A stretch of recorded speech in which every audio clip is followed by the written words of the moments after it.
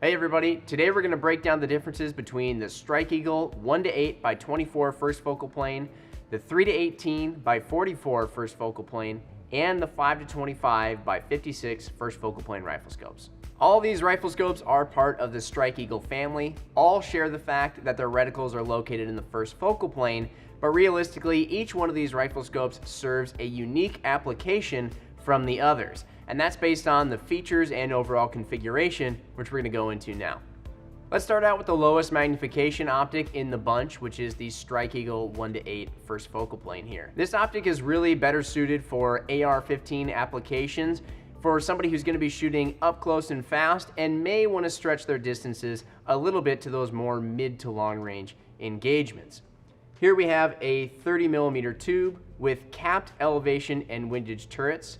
We do have illumination intensity control here on the side, which powers the illumination for the EBR-8 reticle inside. This rifle scope comes in at 10.4 inches long and 23.9 ounces in terms of weight. And then overall, we have a nice, short, lightweight, and streamlined package, which works perfect on AR-15s in those applications. Moving up in size and magnification, we go to the Strike Eagle 3:18 by 44 first focal plane here.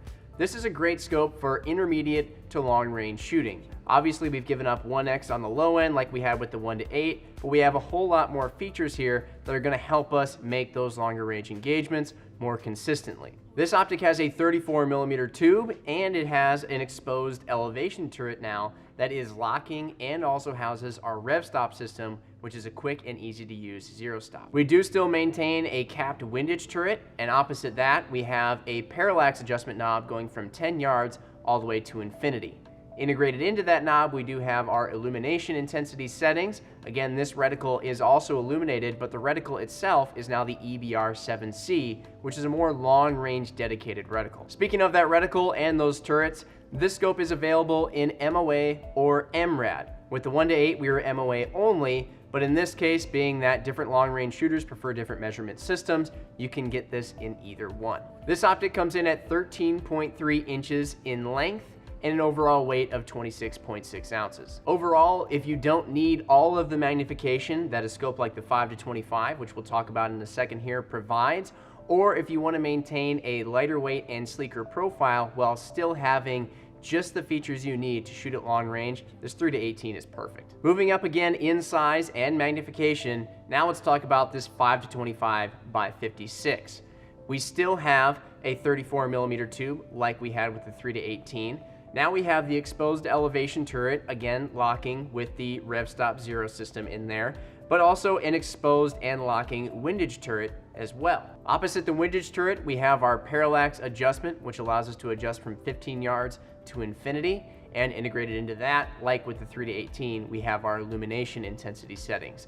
Also powering the illumination for our EBR-7C reticle, again available in either MOA or MRAD. The 5-25 is 14.6 inches long and 30.4 ounces in overall weight. If having every long-range feature and more magnification is of utmost importance to you and you don't need to worry about size or weight so much, then absolutely, by all means, go for the 5-25.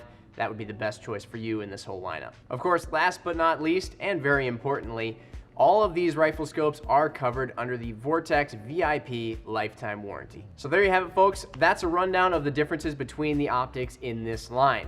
There's a Strike Eagle for pretty much any application out there. If you have any questions about any of these models in particular, the comparisons between them, or just any product in our entire lineup, definitely let us know. You can hit us up in the comments below or via phone, email, social media, whatever works best for you. We always love hearing from you guys. Thank you very much for watching these videos. We'll see you on the next one.